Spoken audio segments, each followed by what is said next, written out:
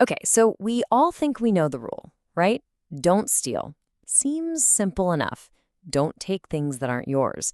But what if I told you the most common kinds of theft have nothing to do with what you take and everything to do with what you lose? What if you're doing it every single day and you don't even know it? So, what does it really mean then?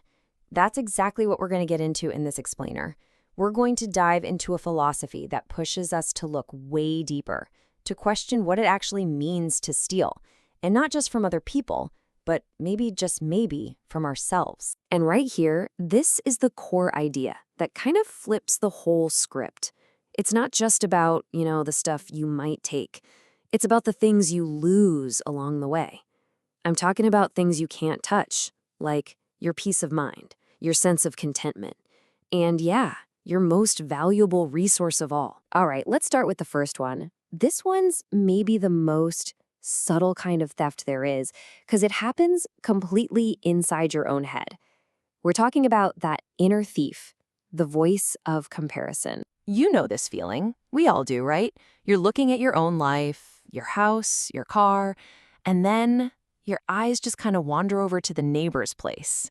And suddenly their house looks a little bigger, their car definitely newer. And bam, in that one single moment of comparing, of that little pang of envy, you've just let someone steal your contentment right out from under you. So how do you fight that? Well, the antidote here is actually super simple, but it's also incredibly powerful. See, real wealth isn't about getting more stuff. It's about wanting less stuff.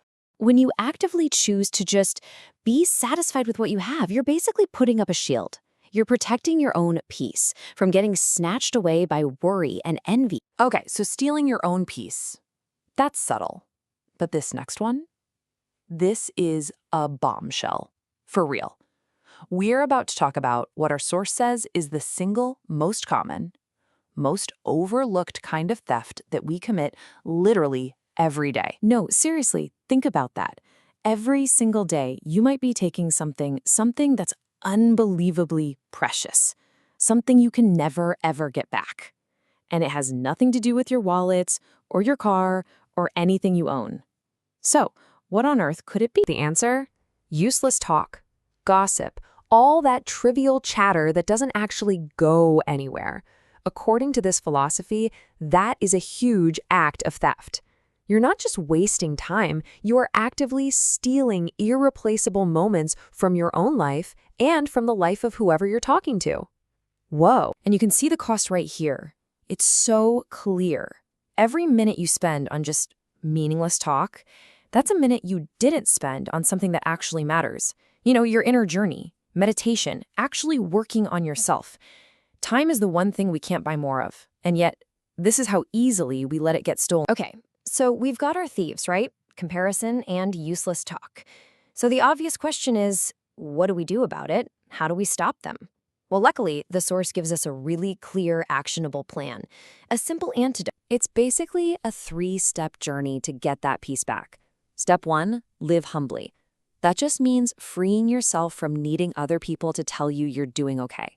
And when you do that, it kind of naturally leads to step 2, simplifying your life.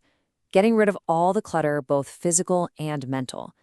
And it all comes together in this one simple commitment. Just use what's yours and be genuinely okay with that. And the logic behind this is just, it's beautiful, isn't it? The less you're tangled up in all that worldly drama, the constant chasing after more stuff, the stress of comparing yourself to others, the more time and energy you have for yourself.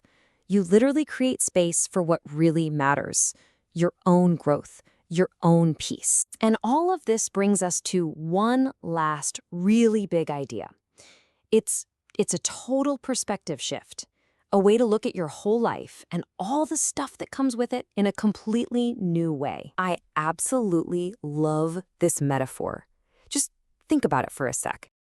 When you go to a movie theater, you find your seat, you watch the movie, you enjoy it, but you know it's temporary, right? You don't try to unbolt the chair and take it home with you. Well, our life here with all its stuff and all its drama, that's the movie. It's not our real home. So that's the big realization here. We're just visitors. We're guests passing through. And when you really truly start to see yourself that way, as just a guest, that desperate need to have more, to own more, to compare, it all just starts to feel a little less important, doesn't it? And that brings us right to our final takeaway. I really want to leave you with this question to just kind of sit with. After everything we've talked about, from stealing your own peace through comparison to stealing time with useless chatter, take a minute and ask yourself and be honest. What are you unknowingly stealing from your own life? And maybe more importantly, what's one thing you can do, starting today, to stop?